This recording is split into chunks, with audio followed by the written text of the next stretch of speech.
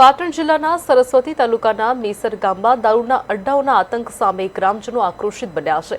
ગામમાં દેશી વિદેશી દારૂના ધમધમાટ કહી શકાય કે અડ્ડાઓને કારણે યુવાધન બરબાદ થઈ રહ્યું છે અને બહેનો વિધવા બની રહી છે। સ્થાનિકોનો સીધો આક્ષેપ છે કે વાગડોદ પોલીસની મિલીભગતથી બુટલેગરો ફૂલ્યા ફાલ્યા છે।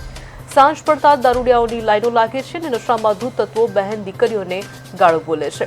અનેક લેખિત રજૂઆતો છતાં પોલીસ મૌન છે, જેના કારણે ગ્રામજનોએ હવે આરપારની લડાઈ લડવાનું નક્કી કર્યું છે।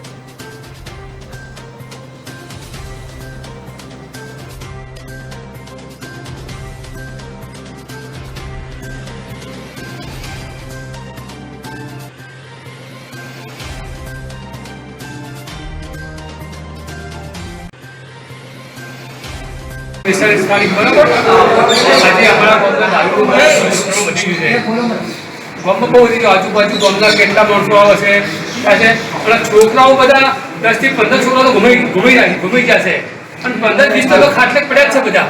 અને નાની બળો વિધવા થઈ એના છોકરા એમના છોકરો કોણ થશે? એમના છોકરાનું નાની છોકરાઓ વિધવા બની છે ત્યારે હવે એમનું પૂરું કરવું કોણ કરશે? એમનો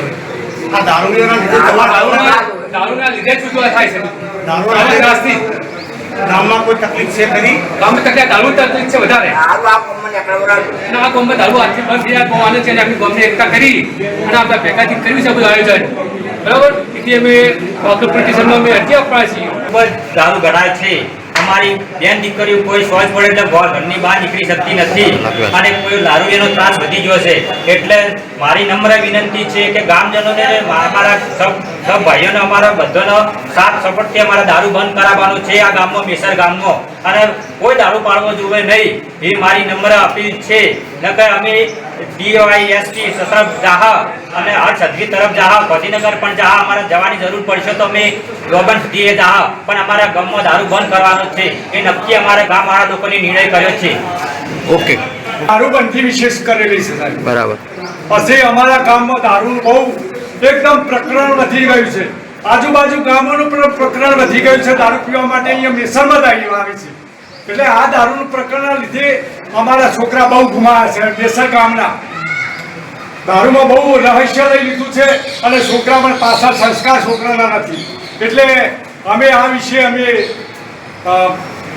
દારૂ બંધ કરવા માટે અમે અમારા માટે આપને વાગડોદ પોલીસ સ્ટેશન જાણ કરી છે?